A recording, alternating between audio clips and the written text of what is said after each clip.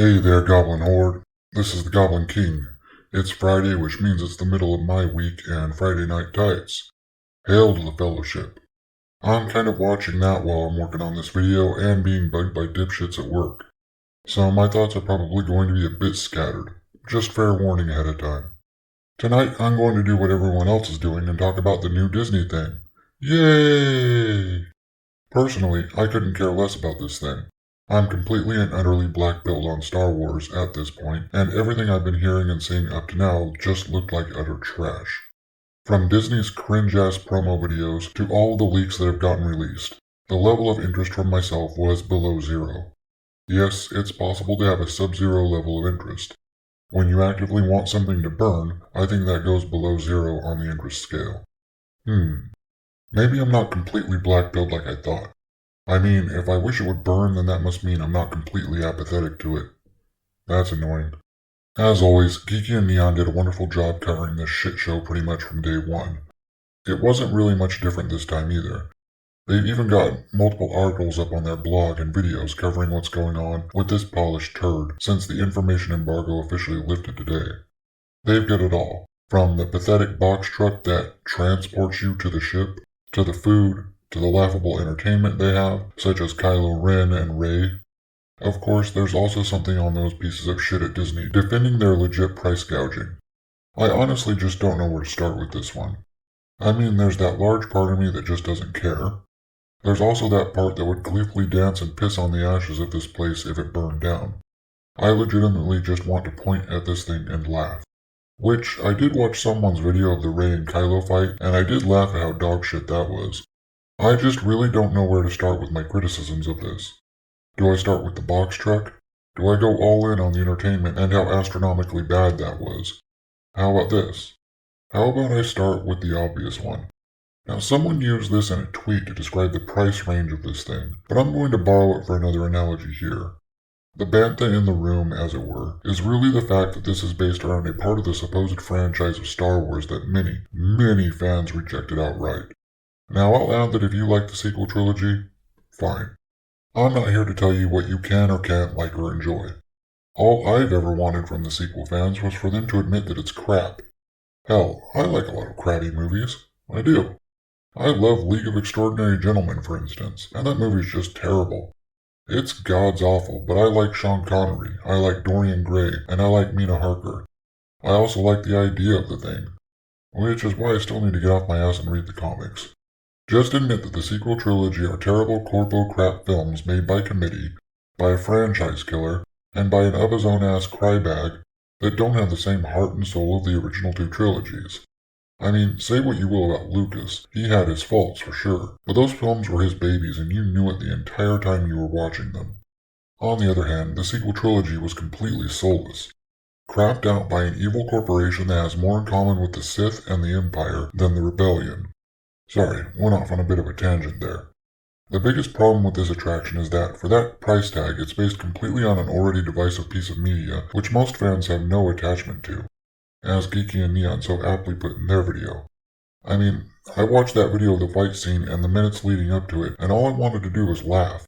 Laugh at how crappy the Captain Karen costume looks. Laugh at Kylo Ren's shitty entrance.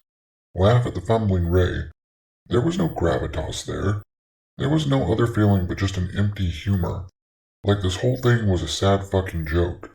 Now, think about if that door had opened and, instead of Kylo Ren, you just heard that raspy breathing. A red lightsaber lights up, and Darth fucking Vader had stepped out of those shadows to the booming accompaniment of the Imperial March. That sends chills down my spine just thinking about it. Granted, the price is still a sticking point there, but at least they get a bit more interest. The box truck thing is pretty damn laughable as well. According to Geeky here, it's basically just a themed Disney bus. For real though, they couldn't do any better than a fucking box truck for the transport? That's just really pathetically sad. I have nothing to say about the food. I really don't care. I like to cook, but I'm no foodie. That shit's for annoying hipsters with man buns. Garrett. I do think that I should point out the upcharging for certain things, though. I mean, people are paying an absolute minimum of $4,000 for this place, and you still want to be stingy with the food? I guess snacks are included, as is a breakfast and a dinner, I think?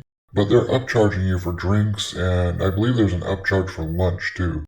It's something ridiculous like that. Then you have the Twi'lek singer in that lounge that looks like, I mean, it doesn't even look like the 10 Ford in Star Trek, for fuck's sakes. That looks like a high school cafeteria with a shitty sci-fi theme. I don't know what to say about the Twi'lek chick that hasn't been said by better people already. Then you have the only other alien that I saw being the Rhodian DJ. How the actual fuck is this immersive? Where are the Mon Calamari crewmen? The Ithorian tourists? Celestin engineer? Where are the fucking droids?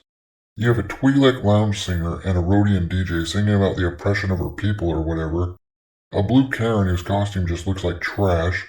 All set in a vessel that doesn't say Star Wars so much as generic sci-fi ship or maybe Battlestar Galactica. This isn't fucking Star Wars. Then you have that pathetic fight between Rey and Krylo where she obviously dips down to get another lightsaber to use in the actual fight. Terrible choreography for the whole thing. Well, I guess it's on par with the choreography for The Last Jedi, so at least it's on brand.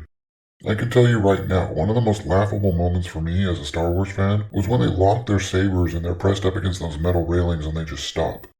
Are those railings made of Beskar? Because those sabers would easily go through those railings otherwise. I mean, I get that a stage show can't have the same level of special effects that a movie has, but come on. This is supposed to be Disney. That used to fucking mean something.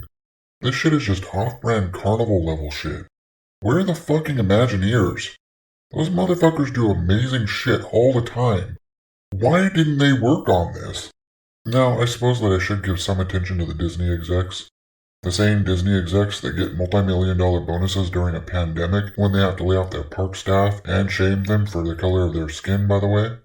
Talking about why that $6,000 price tag is so worth the value. I almost typed L-I-E instead of L-U-E right there. Talk about your Freudian slips, huh? So, this guy sent out this tweet asking about the price tag on the place. I'm not sure who he is, to be honest. And this was Wendy Anderson's response. I think the depth of storytelling, the amount of play, the amount of engagement that a person is going to experience, I don't think you're going to question the cost. I actually think you're just going to have a lot of fun and you're going to have a deep experience with your passengers, with your fellow passengers, that is unlike anything else in the world. And, Disney creates a lot of experiences at a lot of different price points for people. And this might not be for everybody to choose, and that's okay. But I really hope people think more about the experience they're going to have than anything else. And this was Anne Morrow Johnson talking in that video a few days ago that inexplicably disappeared. So, again, this is a completely new type of experience, right? There's nothing like this that's ever existed before, and if you think about going to a piece of theater, as you said, you were surprised by the amount of story there. This truly is a 2-day piece of immersive theater that's also a game, that's also a cruise experience, that is also a way to live your Star Wars story. So I'm not sure that it can be compared to anything that we've seen in the past. And there you have it, folks. All this crap is actually worth it because of the supposedly immersive experience. Nobody ever in the history of everything has created a LARPing experience before. Ever. So if you want to LARP with Disney, you have to pay their price. And if you're just a poor pleb who can't afford it, well, it's just not for you. Well, this is my response to Disney. Fuck you. Emphatically, heartfelt.